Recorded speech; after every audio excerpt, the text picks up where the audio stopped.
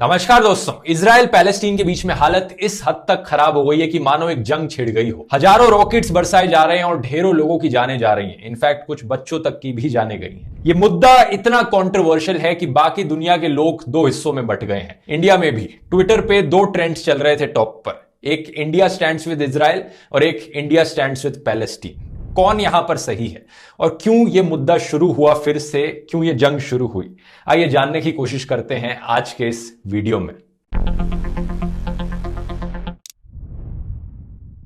अब यह है दोस्तों इजराइल पैलेस्टीन का मैप। इसमें इजराइल कहां पर है यह तो बड़ा क्लियरली दिख ही रहा होगा आपको, लेकिन पैलेस्टीन को थोड़ा ढूंढना पड़ता है। जो ऊपर का हाईलाइटेड रीजन है उस पूरे रीजन को वेस्ट बैंक कहते हैं और जो नीचे पतली सी ग्रीन कलर की स्ट्रिप दिख रही है उसे गाजा स्ट्रिप कहते हैं। अब इस पूरे नक्शे में जो ग्रीन कलर के एरियाज है वहां पर पैलेस्टीनियन लोग रहते हैं और जो डार्क ग्रीन कलर के एरियाज है वहां पर पैलेस्टीनियन सरकार का राज है। लेकिन जो वेस्ट बैंक के अंदर पिंक कलर का एरिया है वहां पर इजराइल का कंट्रोल है और वहां पर कुछ इजरायली लोग भी रहते हैं।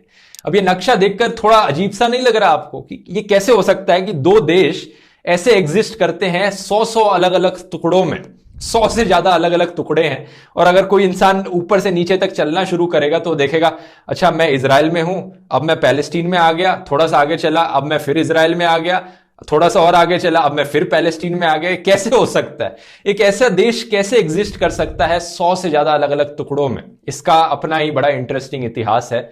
इतिहास की बात मैं इस वीडियो में नहीं करूंगा क्योंकि बहुत लंबा वीडियो खिंच जाएगा। एक अलग से वीडियो बनाऊंगा इसके बाद जो इजराइल पैलेस्टीन की हिस्टोरिकल सिचुएशन बताएगा कि कैसे ये हो पाया। तो कोई हैरानी की बात भी नहीं है अगर दो देश ऐसे एग्जिस्ट कर रहे हैं अलग अलग टुकड़ों में बीचों बीच, तो इनके बीच में कॉन्फ्लिक्ट भी बहुत ज्यादा होता है। इस नक्शे के बीचों बीच जेरूसलम का शहर है, 3 धर्म के लोगों के लिए बड़ा ही होली शहर, क्रिश्चियंस, मुस्लिम और ज्यूस के लिए। और जेरूसलम के साथ भी यही हाल है। जो वेस्ट जेरूसलम वाला एरिया है वो इजराइल के अंदर है, वहां पर बहुत से इजरायली लोग रहते हैं। लेकिन जो ईस्ट जेरूसलम वाला एरिया है वहां पर बहुत से पैलेस्टीनियन लोग रहते हैं और इंटरनेशनल लॉ के अकॉर्डिंग वो पैलेस्टीन का पार्ट है, लेकिन वहां पर इजराइल ने कब्जा कर रखा है। इजराइल का मानना है कि पूरा का पूरा जेरूसलम शहर ही उनका है और उनका ही होना चाहिए, और पैलेस्टीनियंस का मानना है ऑब्वियसली कि वो उनका है। पिछले कई सालों से ईस्ट जेरूसलम में ढेरों पैलेस्टीनियन परिवारों को एविक्शन फेस करना पड़ा है। मतलब इजरायली सरकार पर आरोप लगाया गया है कि उन्होंने जबरदस्ती ढेरों पैलेस्टीनियन परिवारों को अपने घरों से बाहर निकाल फेंका। अब दूसरी तरफ अगर हम बात करें गाजा स्ट्रिप की तो वहां पर कहानी काफी अलग है। वहां पर पैलेस्टीनियन सरकार का कंट्रोल नहीं है, बल्कि वहां पर कब्जा कर रखा है एक militant group slash political party Hamas ने। अब जो पैलेस्टीनियन प्राइम मिनिस्टर है जो वेस्ट बैंक में डार्क ग्रीन एरियाज पर रूल करते हैं, उनका भी कंट्रोल नहीं है गाजा स्ट्रिप पर, क्योंकि ये हमास ने पूरा कब्जा कर रखा है इस गाजा स्ट्रिप पर। और कुछ कंट्रीज दुनिया में जैसे कि यूएसए, इजराइल और यूरोपियन यूनियन और जापान, ये कंट्रीज मानती हैं कि हमास एक टेररिस्ट ग्रुप है। लेकिन दूसरी तरफ कुछ कंट्रीज हैं जैसे कि यूके और ऑस्ट्रेलिया जो सिर्फ हमास के मिलिटेंट विंग को एक टेररिस्ट ग्रुप मानती हैं। लेकिन तीसरी तरफ कुछ ऐसी भी कंट्रीज हैं जैसे कि चाइना, रशिया, टर्की, ईरान और नॉर्वे जो हमास को कंप्लीटली एक टेररिस्ट ग्रुप नहीं मानती। हमास और इजरायली मिलिट्री अक्सर एक दूसरे के ऊपर रॉकेट्स फेंकते रहते हैं। हालांकि इजराइल के पास एक आयरन डोम है जो कि बहुत अच्छा डिफेंस सिस्टम है जो उन्हें प्रोटेक्ट करके रखता है हमास की तरफ से आने वाले रॉकेट्स से। तो जो रॉकेट्स की फायरिंग है और एयर स्ट्राइक्स है वो गाजा और इजराइल के बीच होते हैं। वहां पर वेस्ट बैंक वाले पैलेस्टीन का कुछ ज्यादा लेना देना नहीं है, वहां से कोई रॉकेट्स नहीं फेंके जाते इजराइल की तरफ, क्योंकि वहां पर बीचों बीच इजरायली लोग भी रहते हैं। लेकिन at the same time Gaza में जो बॉर्डर है वो बड़ा क्लियरली डिफाइंड है। गाजा के अंदर कोई इजरायली लोग नहीं रहते, बड़ा क्लियर डार्क ग्रीन कलर की स्ट्रिप है। इनफैक्ट गाजा के चारों तरफ कंप्लीट ब्लॉकेड लगा रखा है इजराइल ने। एक तरफ इजराइल ने ब्लॉक कर रखा है और दूसरी तरफ इजिप्ट ने ब्लॉक कर रखा है गाजा को कंप्लीटली। इन्हें इकोनॉमिकली भी कट ऑफ किया गया है बाकी पूरी बाहर की दुनिया से। इसी की वजह से गाजा के अंदर जो अनएम्प्लॉयमेंट रेट है, बेरोजगारी है, वो बहुत ज्यादा हाई है। जो भी पैसा गाजा के अंदर आता है अक्सर बाहर की दुनिया उन्हें मदद करना चाहती है वहां रहने वाले लोगों की। ज्यादातर टाइम हमास उस पैसे का इस्तेमाल करता है हथियार खरीदने के लिए और रॉकेट्स फेंकने के लिए। तो इस डिफरेंस को समझना यहां पर बहुत जरूरी है। जो बॉर्डर को लेकर प्रॉब्लम्स हैं, लोगों को घरों से बाहर निकालकर फेंका जा रहा है, ये प्रॉब्लम्स है। और जहां पर इजराइल को अक्यूज किया जा रहा है कि उन्होंने कब्जा कर रखा है जमीन पर, वो वेस्ट बैंक में है और गाजा में हमास है। अब इस बैकग्राउंड नॉलेज को आपने समझ लिया तो अब बात करते हैं करंट इवेंट्स की। ऐसा कहा जा सकता है कि यह करंट इशू शुरू हुआ शेख जर्रा के मुद्दे से। ईस्ट जेरूसलम में शेख जर्रा एक नेबरहुड है जहां पर कई पैलेस्टीनियन परिवारों को ऑर्डर दिया गया अपना घर छोड़कर जाने के लिए। साथ ही साथ अभी एक हफ्ते पहले कुछ एक्सट्रीमिस्ट राइट विंग ज्यूज ने बड़ी भड़काऊ रैलीज निकाली इन ईस्ट जेरूसलम के नेबरहुड से, जहां पर इन्होंने नारे लगाए डेथ टू अरब्स। जब ये रैलियां निकली, ज्यूज और अरब मुस्लिम कम्युनिटीज के बीच में टकराव हुआ, टेंशंस बढ़ी और आग में घी डालने का काम किया extreme right wing Israeli politicians ने।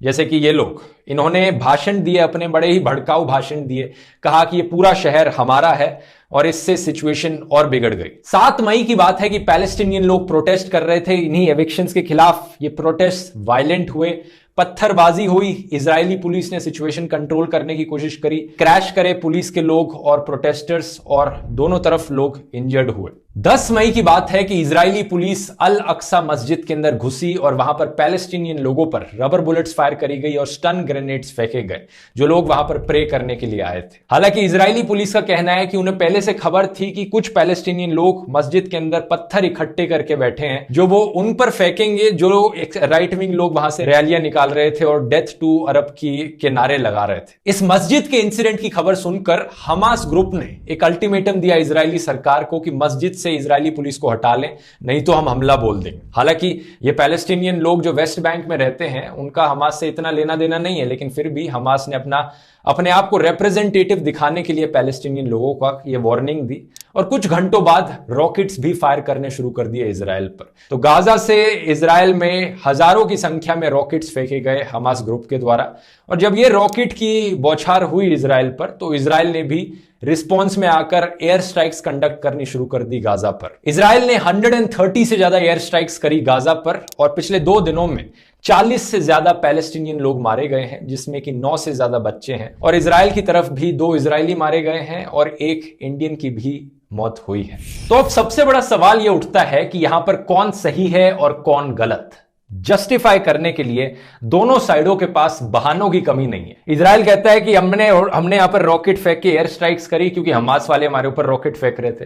ये हमास वाले कहते हैं कि हमने रॉकेट फेंके क्योंकि इजराइल ने जाकर मस्जिद में हमला किया। इजराइल कहते हैं कि हमने मस्जिद में अटैक किया क्योंकि वहां पर लोग पत्थरबाजी कर रहे थे। वो पत्थरबाजी करने वाले लोग कहते हैं हमने ये किया क्योंकि ये हमारी जमीन हड़प रहे थे। ये कहेंगे नहीं, हम जमीन नहीं हड़प रहे थे क्योंकि ये एक लीगल मैटर था, इस चीज को कोर्ट में फाइनल किया गया था। और फिर बात हिस्ट्री पे चली जाएगी। मतलब ये बात पीछे जाती रहेगी। दोनों साइडों के पास बहानों की कमी नहीं है, एक के बाद एक एक्सक्यूजेस देंगे, फिर हिस्ट्री पर आ जाएगी कि तुमने पिछली 1967 की जंग में ये हुआ था, वो हुआ था। लेकिन कुछ चीजें हैं जो बड़ी क्लियर हैं, मुझे लगता है, जिन्हें हमें ध्यान रखना चाहिए इस सिचुएशन में।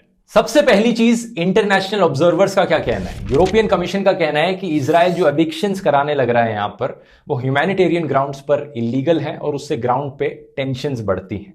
United Nations office of the high commissioner for human rights का कहना है कि जो लॉ इजराइल यहां पर लगा रहा है वो इनहेरेंटली डिस्क्रिमिनेटरी है और जो इजरायली सिविलियंस को ऑक्यूपाइड करने के लिए भेजा जा रहा है जमीन, वो प्रोहिबिटेड है under international humanitarian law and it may amount to a war crime. तो इससे ये तो क्लियर है कि इजराइल जो वेस्ट बैंक के एरियाज में ऑक्यूपेशन करने लग रहा है और पैलेस्टीनियंस को एविक्ट करने लग रहा है, ये गलत है अकॉर्डिंग टू इंटरनेशनल ऑब्जर्वर्स। लेकिन क्या इसका मतलब ये हुआ कि जो हमास करने लग रहा है वो सही है?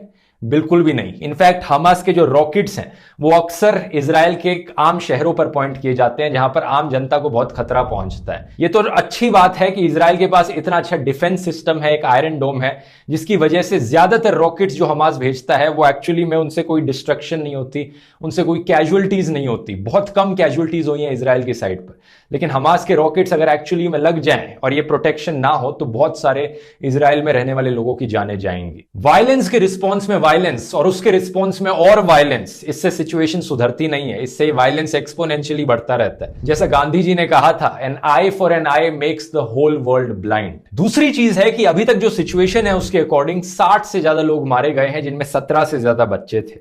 ये सब इंसान थे। लेकिन प्रॉब्लम ये है, अनफॉर्चुनेट रियलिटी ये है कि इजराइल और पैलेस्टीन में रहने वाले एक्सट्रीमिस्ट लोगों को यहां पर इंसान नहीं दिखते, उन्हें बस टेररिस्ट दिखते हैं। इजरायलियों को लगता है ये सारे पैलेस्टीनियन लोग टेररिस्ट हैं और कुछ पैलेस्टीनियन को लगता है कि ये सारे इजरायली लोग टेररिस्ट हैं।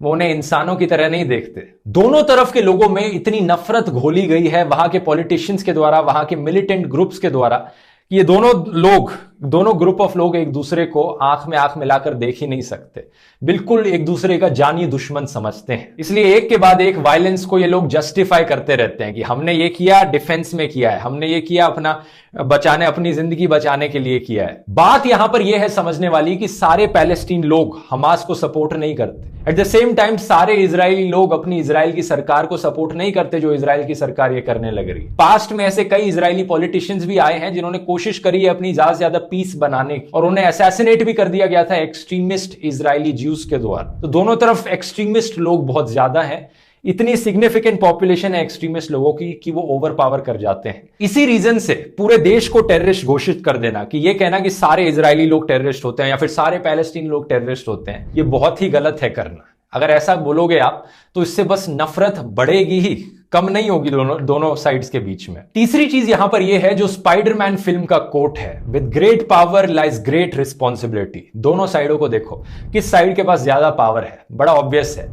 इजराइल की जो मिलिट्री टेक्नोलॉजी है, जो इनके डिफेंस सिस्टम्स है, जो इनकी एजेंसीज है मोसाड जैसी, उनसे कंपीट करना नेक्स्ट टू इम्पॉसिबल है। ये दुनिया की one of the best military powers है इजराइल। तो इतनी पावर के साथ साथ इनकी रिस्पॉन्सिबिलिटी भी बढ़ जाती है। जो हमास जैसे लोग हैं जिन्हें इजराइल टेररिस्ट मानता है, अगर टेररिस्ट ग्रुप रॉकेट फेंकेंगे तो इन्हें भी उन्हीं की तरह रिस्पॉन्स करने की जरूरत नहीं है, इन्हें वायलेंस के रिस्पॉन्स में वायलेंस करने की जरूरत नहीं है उसी लेवल का। इजराइल ने गाजा में जो एयर स्ट्राइक्स करी हैं उसमें बहुत से सिविलियंस और बच्चे भी मारे गए हैं, और इजराइल के पास इतनी टेक्नोलॉजी है, उन्हें इन चीजों का तो ध्यान रखना चाहिए कि वो जब टारगेट कर रहे हैं तो सिर्फ उनके रॉकेट लॉन्चर्स को करें या उनके टेररिस्ट ग्रुप्स को करें। बच्चे तो कोई यहां पर टेररिज्म का काम नहीं कर रहे हैं ना। और ये कहना कि यहां पर कुछ साइड में कैजुअलिटीज होंगी ही जब आप उन्हें टारगेट करोगे, ये सही नहीं है। अगर आपके परिवार से कोई वहां पर होता और आपके परिवार के जहां पर आपका परिवार रहता है उसकी साइड वाली बिल्डिंग में कोई टेररिस्ट रहता है और वहां पर बम गिराया जाए और आपके परिवार में किसी की मौत हो जाए, तो क्या ये जस्टिफाइड होगा?